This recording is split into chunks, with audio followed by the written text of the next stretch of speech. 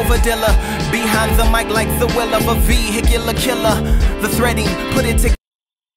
Kirk, how you doing? This is Kid talking. I'm doing great. How are you doing today? I'm doing just fine, taking it one day at a time. What's your family doing? They're doing wonderful. My wife and my son are in their mother-in-law, my mother-in-law's house, so it's just been chilling. Good. Let's jump right into it. So September 12th at the Foxwoods Casino in Connecticut, you are the co-main event for the PBC on NBC, and you will be fighting Michael Zarafa from Australia. Can you tell us why he was the opponent for your selection? Who's the main event on that card? I believe it is you and your opponent, and it's one of the Charlo brothers. He's facing someone. So I'm the main event then. Yes, sir. Yeah, I just took this fight because it's a fight for me to stay busy. You know, we gearing up for some big fights coming in the new year, and at the end of the new year, I'm trying to have another fight in. So this is one of the guys that, you know, we didn't really want to. We was not too fond of him in the beginning, but you know, we had to take something that was available to us, and he was available, so we just took it. And we want to fight Danny Jacobs, but you know, he was already into a fight already, and you know, I just wanted to not sit out and wait for him to be ready. I'm looking to stay busy and stay active. Well, I was actually just gonna ask that. So this is a keep busy fight basically, and by the end of the year, do you think you'll be able to get Danny Jacobs? Yeah, but it's all on how my body feels. But you know, I'm staying ready. I've been in the gym for a while, so I'm not really worried about nothing. Right. And being as your opponent is kind of unknown to the public, do you think he actually may be more dangerous just because he is unknown and he wants to make a name off of your name? Of course. That's how it always like. Everybody's looking to prove themselves. Now, the last time we saw you in action, you were in a competitive, very entertaining match with Andy Lee.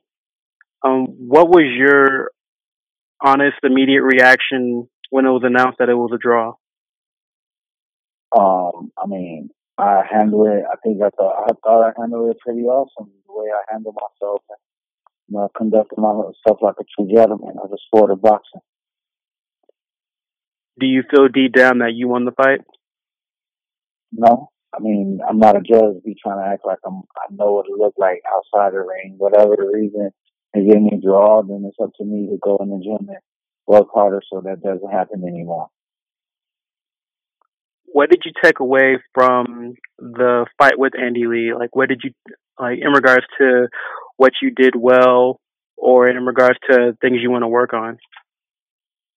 I think you can always throw more punches and think outside as a psychological standpoint. I think, you know, accepting things that you don't want to accept is one of the hardest things that you got to do.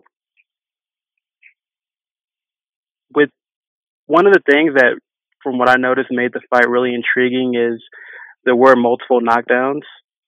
And Can you explain to the listener, like, what goes through your mind when you knock someone down? You know how many knockdowns I got in my whole career of boxing? A whole lot. I got 33. That's a lot. So it happened 33 times where I dropped guys. I got 32 fights. I dropped, on average, I dropped every guy that I fought one time. You know what I'm saying? So, you know, it's just part of the game, what happens, you know. A lot of guys got back up and fought on and, you know, gave good tests, like Hassan Nadam, and, you know, I was one of the first guys to put Winky Wright on the canvas, you know what I'm saying? So the things I accomplished in my career as far as, you know, putting guys on the canvas has been like done so many times that I don't try to get high off that.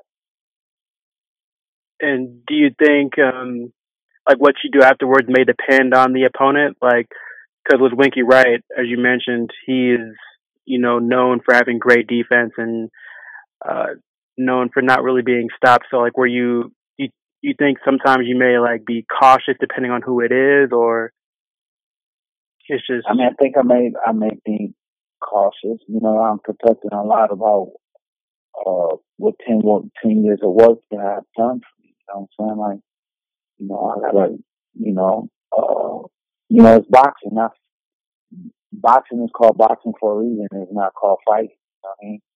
You know, some people want to translate it into fighting, but boxing is a sweet art and a true science to it. That, you know, when you're in the moment like that, it's all about making critical moments with the decisions that you make. Now, also in the Lee fight, we saw for the first time you were knocked down. Can you explain like your mindset when that happened to yourself? Because from what I saw, you responded very well. You looked very composed. But can you take us back and I was more embarrassed about that happening, but you know that's what happens with the game of boxing. It's just like a bump in the bruise here and there, and that you just got to overcome it and just like get better one round at a time. after things settle, you mentioned you plan on having a bigger fight by the end of this year. If not by the end of this year, hopefully next year. Do you would you be open to fighting Andy Lee again at some point in your career? Yes. Right. And in regards to just fighting in general, what's the biggest challenge of being a professional fighter? Fighting yourself.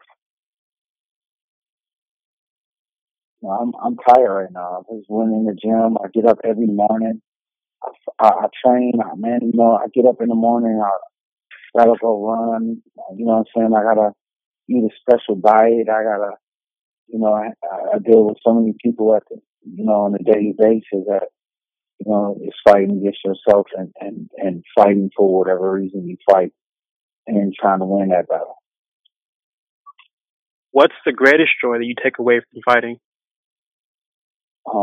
It's also what helped me on a spiritual level is connecting with God and know what I'm fighting for. You know what I'm saying? It's like I've been seeing a lot of evil stuff, you know, when you get on this level where, you know, people love money. You know what I'm saying? And I want to detach myself from being one of the worldly figures of the world that I'm doing, you know, stuff that is not really, you know, appetizing to God. You know what I'm saying? I'm really trying to, you know, not be so conflicted of saying that I want to really be a person, a child of God, and really working and being that true example. So I learned, you know, through this fighting, I got to connect with Him on a daily basis and pray as much as I can.